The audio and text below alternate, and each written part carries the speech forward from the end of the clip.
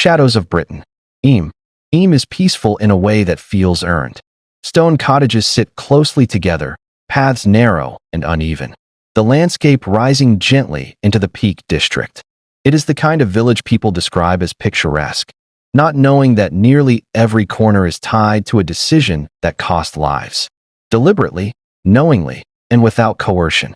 In 1665, the plague arrived in Eyam inside a bundle of cloth. The village tailor received fabric sent from London. It was damp. Fleas carrying Yersinia pestis were embedded within it. Within days, sickness appeared. Fever, swellings, death. At first, Eyam reacted as most communities did. Families cared for their own, hoping it would pass. It didn't. As deaths mounted, the village faced a truth that was rare for the time. The disease was spreading outward. Eyam sat on trade routes. People passed through regularly. If nothing was done, the plague would move beyond the village and into surrounding towns. That is when Eyam made its choice. Under the guidance of Reverend William Mompesson and his predecessor, Thomas Stanley, the villagers agreed to voluntary quarantine. No one would leave. No one would enter. Food and supplies would be left at boundary stones and exchanged without contact. The village would contain the plague, even if it meant dying with it. This was not enforced by soldiers. It was enforced by conscience. Over the next 14 months, Eyam became a closed system of suffering. Families buried their own. Graves were dug close to homes because the churchyard became too dangerous. Entire households died out. Children survived parents. Parents survived children. Some survived alone. By the end, at least 260 villagers were dead, more than a third of the population. But the surrounding region was spared. That fact matters. Eyam is remembered not because people died there. Many villages lost lives to the plague, but because Eyam chose to stop it. The sacrifice was real, measured, and devastating. It was not symbolic. It worked. What followed, though, was not silence. In the centuries after, Eyam developed a reputation for heaviness rather than haunting. Visitors reported a persistent stillness in certain areas. Not fear, not threat, but an emotional pressure that did not align with the calm surroundings. The Riley graves, where Elizabeth Hancock buried 6 members of her family herself, are often cited. People standing there describe a sudden sense of closeness, as if space compresses. Some report shortness of breath, others an urge to leave quickly without knowing why. Importantly, these reactions occur even when visitors are unaware of the story. Psychologists studying trauma, geography point to a phenomenon where places associated with prolonged human suffering produce stronger emotional responses, particularly when that suffering was endured willingly. The human mind reacts not only to death, but to choice. Eyam's history is not one of chaos or violence, but of restraint under unbearable conditions. That distinction changes how a place feels. There are reports of figures seen in the village at dusk, usually solitary, moving slowly, dressed in period clothing. They do not interact. They do not approach. They vanish naturally, as if stepping behind a wall that was always there. These sightings are infrequent and understated, often mentioned reluctantly. More common are reports of sound. Footsteps on stone paths when no one is visible. The faint echo of movement near St. Lawrence's Church during quiet hours. Doors that feel heavier to open near certain cottages, as if air pressure has changed. Again, nothing dramatic. Nothing theatrical. Eyam does not behave like a haunted attraction. It behaves like a place that remembers collective endurance. One detail often overlooked is how Eyam feels at its boundaries.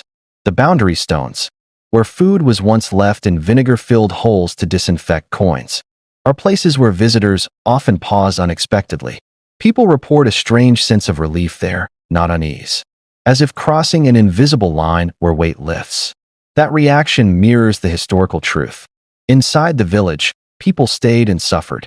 Outside, life continued, because Eyam held the line. Eyam is not haunted by fear. It is marked by moral gravity. The villagers were not victims of violence.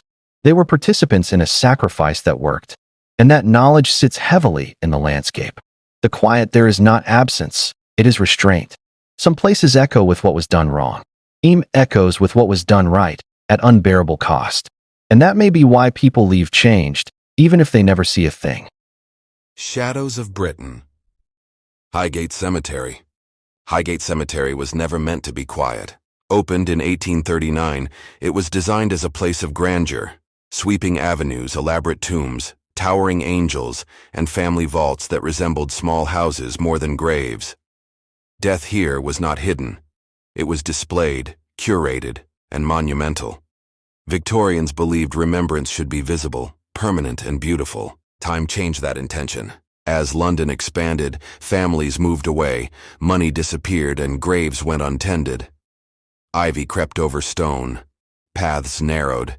Trees broke monuments apart slowly and without violence.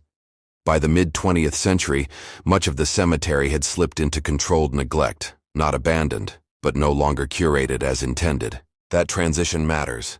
Highgate did not become unsettling because of death. It became unsettling because order collapsed. Visitors describe the same first reaction: a sudden awareness of enclosure. High walls cut off sound from the city. Trees block sightlines. Paths curve unexpectedly, preventing long views. Even in daylight, the cemetery creates the sense of being watched, not by anything present, but by the sheer accumulation of absence. In the late 1960s and 1970s, Highgate's reputation changed dramatically. Reports emerged of a tall, dark figure seen between graves, often near the Egyptian Avenue and West Cemetery. Witnesses described a sense of dread preceding the sighting, a feeling rather than a thought. Some claimed paralysis. Others spoke of coldness without temperature change. The press seized the story. What followed was not investigation, but amplification. Rival occultists competed for attention. Sensational claims replaced careful observation. Nighttime trespass increased. Rituals were staged. Stories grew faster than facts. This period damaged Highgate's credibility, but it also obscured something important. Even after the hysteria died down, reports did not stop. Modern visitors with no interest in vampires or legends describe subtler experiences: dizziness near certain vaults, sudden pressure in the chest, emotional heaviness without fear. Some report hearing footsteps on gravel behind them that stop when they turn. Others describe a sensation of being followed along curved paths, which fades abruptly when they reach open ground. Environmental psychology offers strong explanations. Highgate is a perfect storm of sensory interference. Narrow sightlines, heavy tree cover, irregular paths, high stone walls, sudden light changes, deep quiet broken by isolated sound. The human brain, deprived of predictable cues, fills gaps automatically. Peripheral vision misinterprets shadows. Sound echoes unevenly. Time perception shifts, and yet, again, not everything aligns neatly. Caretakers and guides, people most familiar with the cemetery, speak quietly about areas they avoid lingering in alone, not because of belief, but because of repeated discomfort. They describe moments where the atmosphere feels thicker, where movement feels slowed, where sound dulls unexpectedly. These descriptions are remarkably consistent across decades. Highgate's most powerful quality is not fear, it is weight. The cemetery contains tens of thousands of burials, not anonymous ones, named lives, recorded histories, visible stories. The Victorian obsession with memory created a place where loss is not abstract. It is architectural. Standing among those monuments, the mind struggles to compress scale. Thousands of lives, thousands of endings, all present at once. Researchers studying grief spaces note that environments saturated with visible remembrance can induce altered emotional states, particularly when neglect allows nature to reclaim structure.